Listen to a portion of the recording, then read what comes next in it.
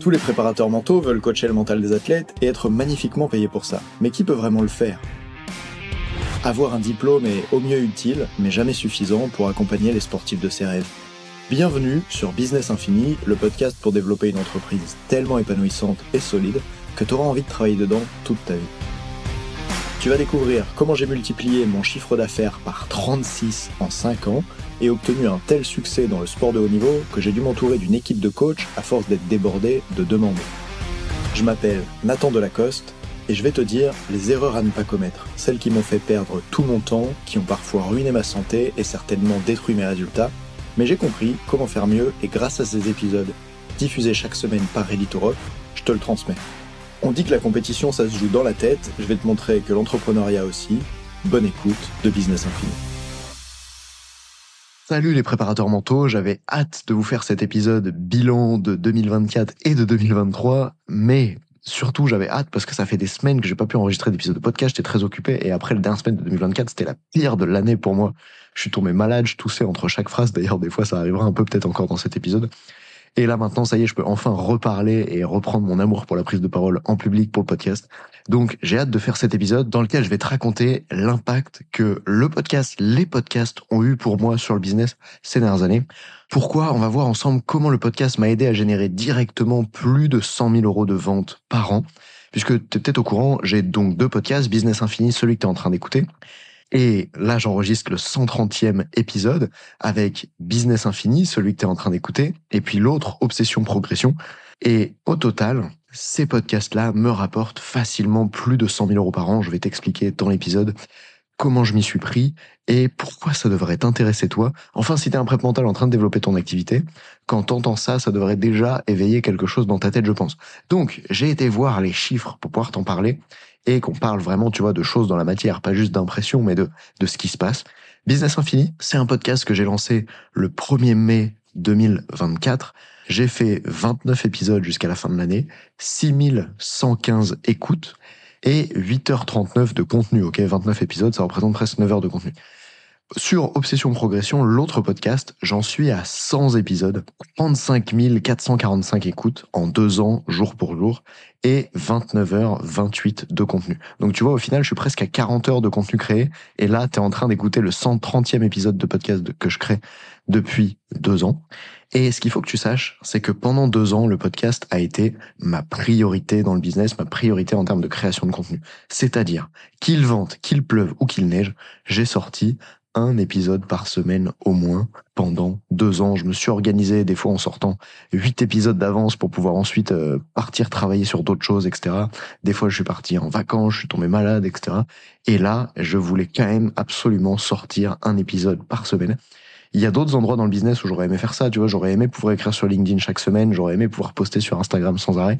Et des fois, bien sûr, j'y suis arrivé dans ces autres domaines, notamment parce que j'ai une équipe qui m'accompagne. Mais sur le podcast, c'est le seul endroit où je me donnais la responsabilité de le faire. Par exemple, ma liste email dans laquelle il y a plus de 13 000 personnes inscrites, je n'écrivais pas toutes les semaines, alors que ce serait bien de le faire, d'un point de vue développement du business, entretien du lien avec l'audience. Mais comment dire, il faut choisir ses objectifs parce que je crois que si tu cours après tous les lièvres, tu n'en attrapes aucun. En tout cas, moi, ça m'aurait épuisé et j'avais plutôt envie de le faire d'une façon qui me plaise. C'est déjà beaucoup d'efforts d'enregistrer les podcasts sans arrêt. Faut trouver des idées. Bon, ça va, j'en ai plein. Surtout, faut trouver le temps d'enregistrer et la bonne énergie. Moi, c'est vraiment la plus grosse difficulté pour moi. C'est pas d'avoir des idées, c'est de me sentir dans l'état idéal pour pouvoir enregistrer, pour avoir la bonne voix, la bonne intonation, pour y aller avec intensité. Et ça, ça demande de prendre soin de sa vie, je dirais. Et donc, voilà, bref. Finalement, c'est ça qui m'a permis d'enregistrer au moins un épisode par semaine pendant 2 ans. Mais d'ailleurs, on est à bien plus que ça, tu vois, parce que là, j'en suis à 129 épisodes, du coup, en 2 ans. Alors qu'il y a 52 semaines par an, donc je te laisse faire le calcul, ça fait plus qu'un par semaine. Et j'ai envie de te parler maintenant des piliers du podcast, des piliers avantageux du podcast. Le premier, il y en a 3. Le premier, c'est que, et puis je te révélerai des secrets à la fin de l'épisode, reste avec moi, je t'expliquerai pour l'histoire des 6 chiffres par an, là, tu vas comprendre. Mais le premier atout du podcast, c'est que ça m'a permis de travailler avec des gens qui n'auraient jamais travaillé avec moi sinon. Tu sais peut-être que j'ai fait beaucoup de publicité, j'ai investi plus de 50 000 euros en publicité Facebook et Instagram ces dernières années. D'ailleurs, rassure-toi, hein, je vais pas arriver là parce que j'ai eu un héritage et j'ai dépensé tout cet argent en publicité. Non, au début, j'ai commencé par dépenser 5 euros par jour, 10 euros par jour. Et progressivement, quand j'ai vu que les pubs marchaient, j'ai monté, et à une époque, je dépensais 10 000 euros par mois, je dépensais 300 euros par jour, etc. Mais c'est quelque chose qui se fait progressivement avec le développement de l'activité, hein. Et c'est ça d'ailleurs l'avantage de la pub Facebook et Instagram en aparté par rapport à si tu faisais un spot publicitaire sur TF1, c'est que sur Facebook et Instagram, tu peux dépenser des tout petits montants et mesurer ce que ça te rapporte. Bref, donc le premier atout, c'est que, par exemple, quand je me suis mis à travailler avec l'entraîneur de l'équipe de France de snowboard, c'est lui qui est venu vers moi et il serait jamais venu vers moi si je faisais que de la publicité. Parce que pour certaines personnes, notamment pour certaines cibles qui sont qui se sentent recherchées ou bien qui sont de très haut niveau, d'un niveau de conscience élevé, etc.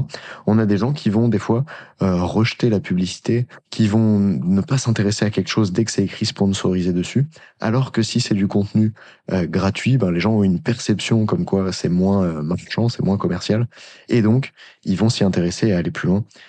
Et aussi parce que c'est du contenu long.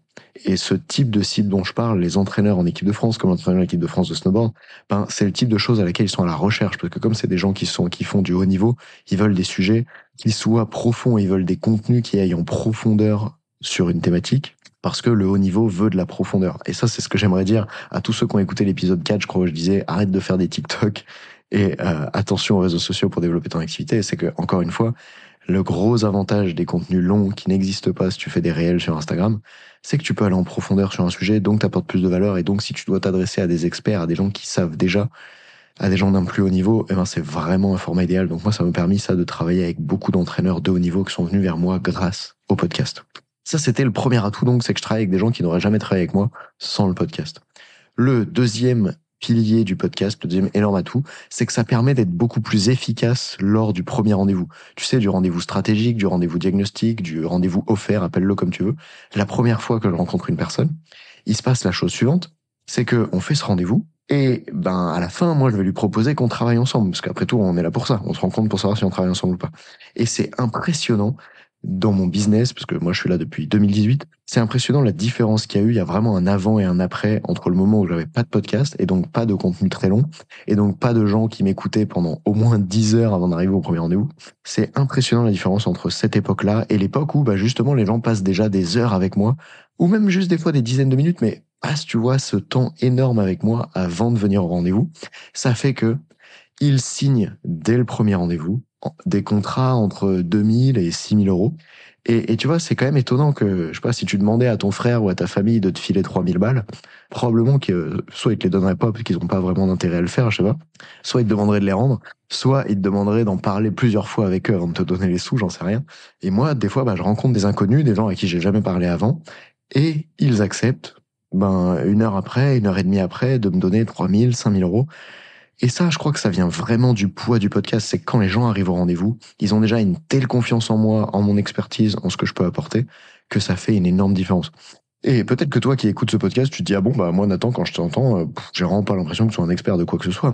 Du coup, peut-être que toi, tu viendras jamais prendre un rendez-vous avec moi. Mais les autres, pour qui ce que je dis a du sens et qui se disent, ah ouais, j'ai l'impression que Nathan, il sait des choses que je sais pas et qui pourrait m'aider, pour eux, ça crée naturellement l'envie d'aller plus loin.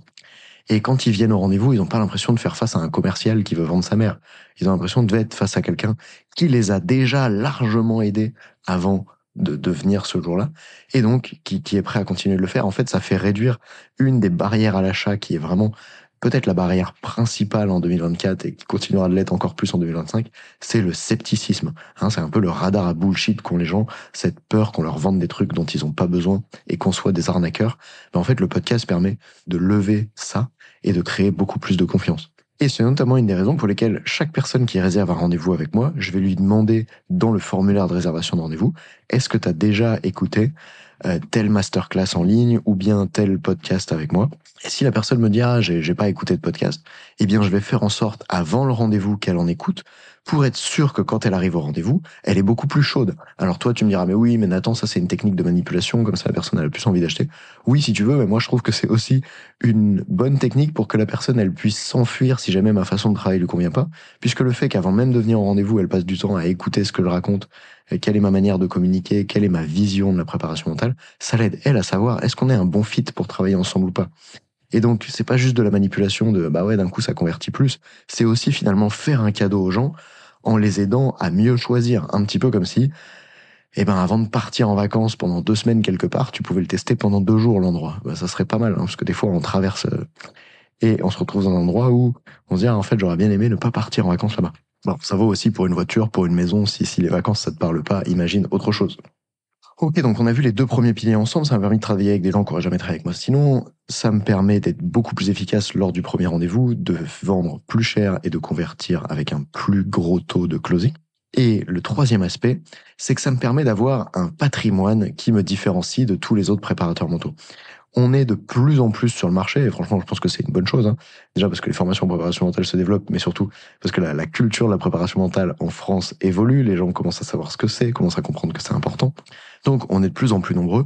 Qu'est-ce qui fait que moi, Nathan, je suis différent des autres préparateurs mentaux? Bah, si toi, demain, tu veux te lancer, avant d'avoir 130 épisodes de podcast derrière toi, il va falloir que tu bosses. Et là où je veux en venir, c'est que ça me permet déjà d'avoir quelque chose qui me différencie. Rien que par le fait de dire bonjour, moi j'ai 130 épisodes de podcast. Tu sais, c'est comme si ton travail en dit plus sur toi que tout ce que tu pourrais dire. Et ça, dans la tête de beaucoup de personnes, ça va faire une différence du point de vue du sérieux, du professionnalisme, de l'expertise reconnue. J'ai dit, ah ouais, si cette personne-là, elle a... Et d'ailleurs, c'est marrant parce que si tu disais, salut, moi j'ai 130 posts sur Instagram, est-ce que tu vois que ça n'a pas du tout le même effet que si tu dis, salut, moi j'ai enregistré 130 épisodes de podcast, moi j'ai fait 130 vidéos longues sur YouTube, moi j'ai écrit 130 articles de blog, moi j'ai interviewé 130 sportifs de haut niveau. Est-ce que tu vois comment à ton interlocuteur ça démontre quelque chose de différent? On ne sait pas quelle formation t'as fait auparavant, on ne sait pas grand-chose de toi, mais quand tu dis quel travail t'as effectué, on sait directement un petit peu plus qui tu es. Et il y a sans doute un biais cognitif là-dedans, mais moi, je trouve que c'est une belle chose. Et donc, j'ai envie d'avoir cet argument de différenciation, qui en plus n'est pas juste un argument en mode ouais, j'ai fait 130 trucs, mais qui est, bah, si tu veux, rentre chez toi ce soir et dans la voiture, écoute-moi, et puis demain, quand on se reparle, tu me diras si ma vision des choses, elle t'intéresse ou pas. Et donc, ça va me permettre de créer plus facilement du réseau, ça va me permettre d'accéder plus facilement à tout un tas d'opportunités, parce que j'ai ça derrière moi, un petit peu dans mon portefeuille, quoi, dans mon patrimoine. Donc ça, c'était le troisième point. Voici maintenant la cerise sur le gâteau avec le podcast. C'est que concernant Obsession Progression, ou même Business Infini d'ailleurs, les athlètes et les préparateurs mentaux adorent que je leur envoie l'épisode qui les concerne. Pourquoi? Parce que, tu vois, maintenant, Obsession Progression, j'ai plus de 100 épisodes, donc les athlètes que j'accompagne n'ont pas forcément écouté tous les épisodes. Cependant, si dans la séance, on rencontre un point difficile, par exemple, cette semaine, c'était sur quelqu'un qui se disait « Ah ouais, mais si je manque de sommeil, j'ai peur de rater ma compétition. » Et moi, je sais que le manque de sommeil est moins un problème que le fait de croire que tu manques de sommeil. Ça a beaucoup plus d'impact le jour J, le jour de la compétition, sur les performances. Un petit peu comme tout, hein, en préparation mentale, les perceptions ont plus d'impact que la réalité. Bon, évidemment, si la personne dort pas pendant une semaine, c'est différent. Mais si elle dort pas bien juste la veille de la compète, ça a beaucoup plus d'impact qu'elle croit que c'est un problème que le fait qu'il lui manque quelques heures de sommeil. Et donc, à cette personne-là, comme j'ai déjà enregistré un épisode de podcast sur le sujet à propos d'un skieur de niveau international, à la fin de la séance, je peux prendre l'épisode, lui envoyer et lui dire, écoute ça. Et en fait, vraiment, ça va être la cerise sur le gâteau. Les athlètes vont adorer ça. C'est pareil quand je bosse avec les préparateurs mentaux et que je leur envoie un épisode sur, par exemple, comment vendre avec les parents, parce que le prep mental, il s'est un peu planté, il a fait un rendez-vous d'abord avec l'enfant, puis avec les parents. Bref, dans toutes ces circonstances-là, le fait d'envoyer du contenu, d'envoyer des devoirs après la séance, d'envoyer des choses que moi j'ai conçues à l'athlète, au prep mental, en fait, ça renforce la satisfaction client, ça augmente leur progrès, et donc théoriquement, ça augmente aussi la rétention, c'est-à-dire à quel point les gens ont envie de continuer de travailler avec moi dans le futur. Ça peut augmenter aussi les témoignages et la qualité des témoignages, parce que si la personne, elle est mieux accompagnée ou qu'elle progresse plus, ça fait les meilleurs témoignages. Et si ça augmente les résultats, peut-être que quand je mets en avant un athlète qui, je pense à Victor Delerue par exemple, est devenu triple champion du monde, probablement que ça sert plus mon business que si il ne faisait pas de médaille. Bien sûr, encore une fois, c'est lui qui est sur la board et qui fait les médailles, hein. Mais c'est vrai que c'est pour ça sans doute que Thomas Samut met sur son site, là, le prep mental le plus connu de France, plus de 200 médaillés accompagnés, ou le coach mental aux 200 médailles, je sais plus quoi, parce qu'en fait, ça vend cette idée-là. Et donc, si moi, je peux, en faisant le podcast, renforcer la capacité de mes athlètes à progresser, parce que j'ai des ressources pour les aider à progresser plus vite, en fait, ça sert à nouveau le business à long terme. Et j'ai pas fini de te raconter tous les atouts du podcast. Donc là, j'espère que tu es en train de kiffer et que dans ta tête, ça crée un peu ce truc de Mais pourquoi moi j'ai pas encore un podcast? D'ailleurs, c'est assez fou, c'est que j'ai lancé le mien finalement que le 1er janvier 2023 et ça faisait déjà des années que j'écoutais des podcasts et plusieurs fois qu'on m'avait recommandé, d'ailleurs Danilo, si jamais tu m'écoutes un jour, plusieurs fois qu'on m'avait recommandé de créer mon propre podcast et j'étais en mode non, j'y crois pas trop. Et en fait, je m'y suis mis, d'un coup, tout le business est devenu différent, mes résultats ont explosé. Bref, je voulais te parler justement maintenant de l'impact financier. Cet impact, il est énorme. Et en même temps, là, dans ce que je t'ai dit ces dernières minutes, c'est difficile de dire que les ventes que j'ai faites viennent uniquement du podcast. Pourquoi? Donc, pour rappel, en 2023, je fais 210 000 euros de chiffre d'affaires sur l'année. En 2024, bon, je n'ai pas encore fini les calculs, on est que début 2025, mais a priori, je suis à plus de 270 000 euros de chiffre d'affaires sur l'année. Et ce chiffre d'affaires-là, c'est difficile pour moi de te dire exactement tel euro vient du podcast. Pourquoi? Parce que les gens en général ils viennent vers moi vers Instagram, puis après ils prennent un rendez-vous. Entre-temps ils ont vu mon TEDx sur YouTube, et après ils viennent au rendez-vous, ils ont vu le podcast avant de venir au rendez-vous. Bref, c'est un petit peu dur parfois de traquer. Mais ce que je peux te dire, c'est que tous les gens qui achètent chez moi des offres à 4 chiffres ont écouté le podcast avant, puisque ça fait partie de ma séquence de préchauffe. Comme je te le disais, avant que les gens viennent, sur WhatsApp ou par email, je leur envoie le podcast pour être sûr qu'ils me découvrent mieux, qu'ils comprennent est-ce que ça serait intéressant pour eux ou pas qu'on travaille ensemble, etc. Et donc, ce qui est 100% sûr, vu les chiffres d'affaires que je fais et vu le nombre de gens qui viennent au rendez-vous après avoir déjà écouté le podcast, ce qui est sûr, c'est que chaque année, j'ai plus de 100 000 euros, sans aucun doute, qui sont liés au fait d'avoir le podcast. Alors oui, même si ça me coûte des centaines d'euros par mois de tenir cet épisode de podcast juste en frais d'équipe, sans même parler des frais de logiciel, tu vois, je parle juste de l'ingénieur son que je vais payer pour faire les épisodes. Même si ça me coûte ça, évidemment, c'est rentable. Et d'ailleurs, c'est une des raisons pour lesquelles je continue. C'est pas seulement parce que j'aime faire ça ou que j'ai envie de contribuer gratuitement au fait que le monde du sport évolue. C'est aussi parce que ça a de l'intérêt d'un point de vue business. Et pour aller encore plus loin, je vais te donner cette fois-ci des chiffres précis parce qu'il y en a que j'ai pu craquer. Et moi, j'ai une formation de base scientifique. Tu vois, j'ai fait STAPS, licence et master. Et je pense que si t'es comme moi, t'aimes bien quand même des fois les choses chiffrées, les choses tangibles, etc. Donc, ce que je peux te dire, c'est que quand j'ai lancé Business Infini le 1er mai 2024, en 60 jours, j'ai fait 8 épisodes.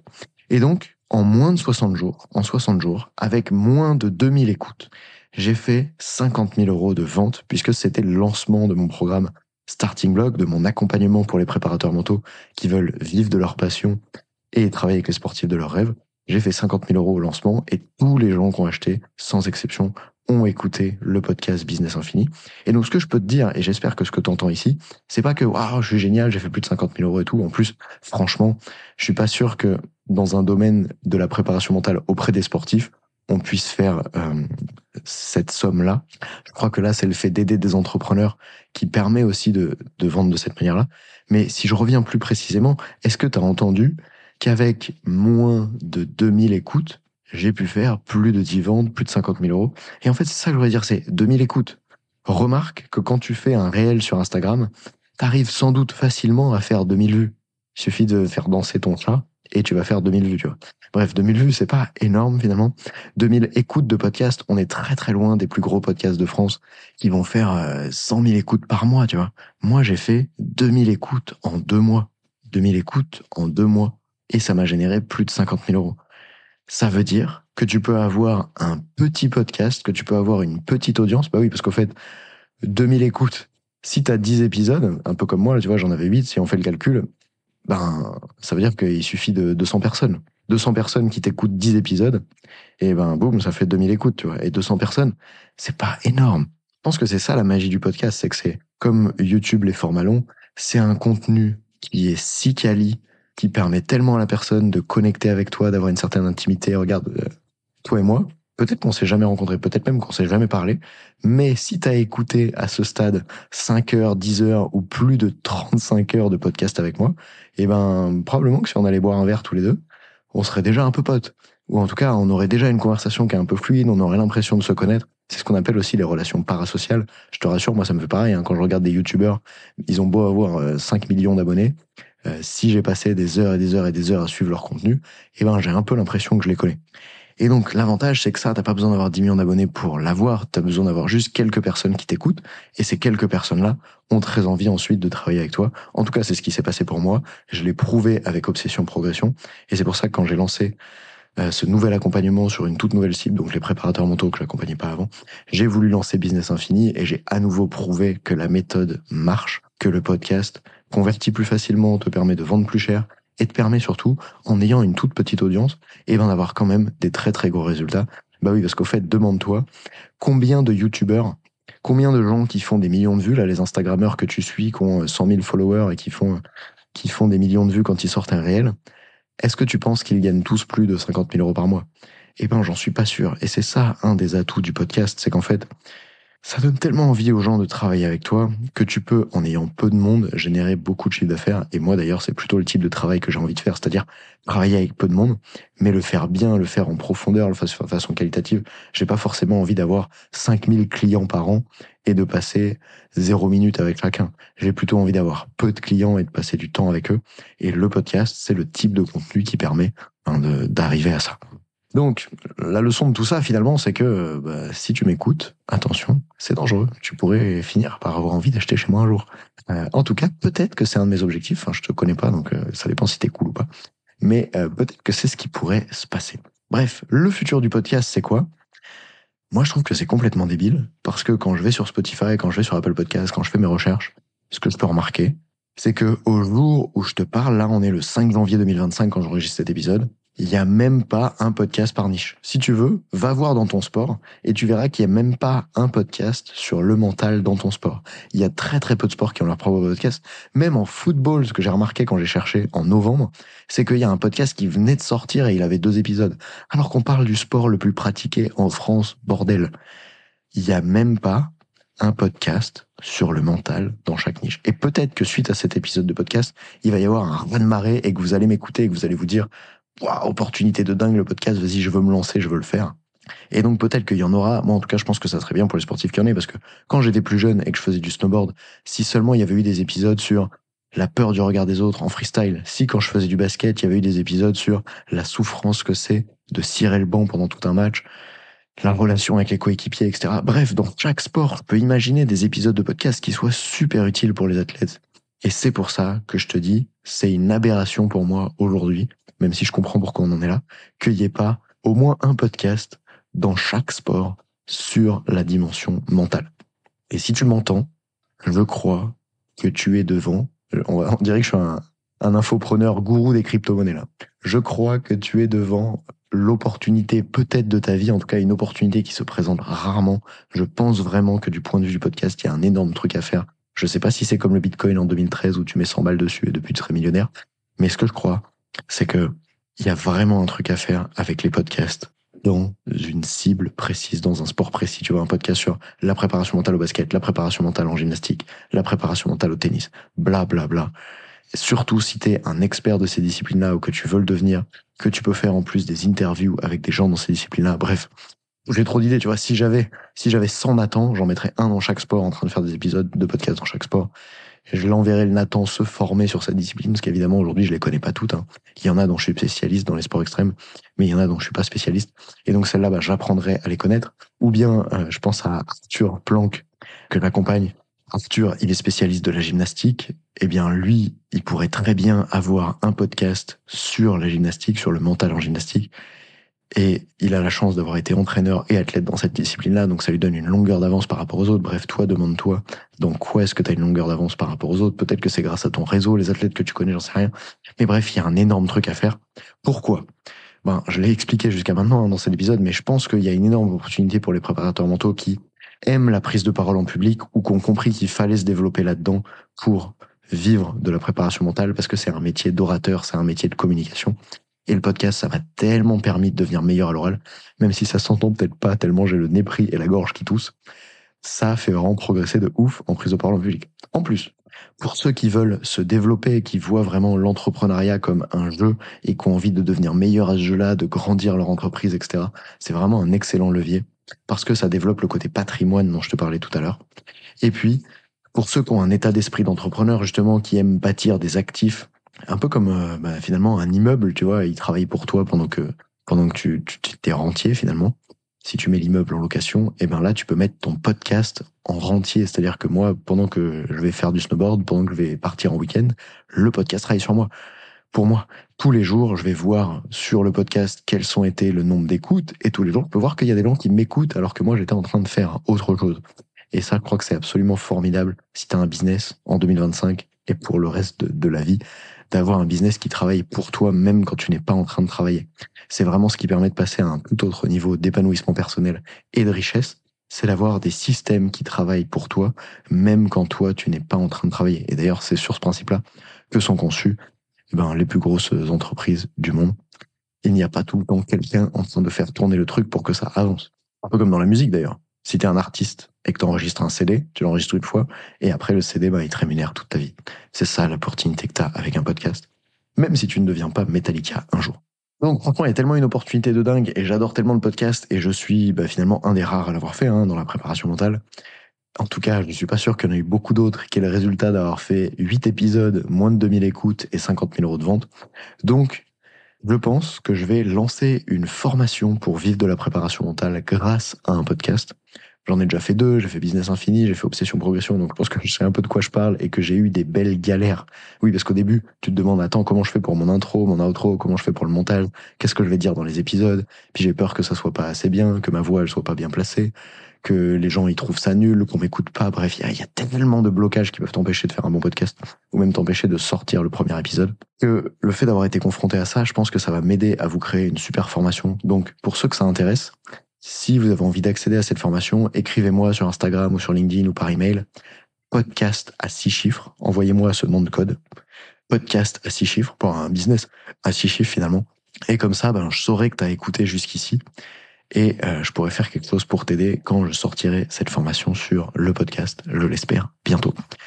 Au fait, le podcast, c'est aussi une énorme opportunité pour accueillir des stars. Quand t'as un média qui est en place, t'es plus susceptible qu'on accepte tes invitations. Par exemple, moi, j'étais pas du tout une star, mais j'avais lancé une chaîne YouTube et j'ai été voir des athlètes champions olympiques ou champions du monde en leur demandant une interview et ils ont accepté de la faire. Je pense à Ben Cavé, qui d'ailleurs récemment, que j'ai pu accompagner d'ailleurs depuis. Donc tu vois, ça avait créé quelque chose quand même d'assez formidable.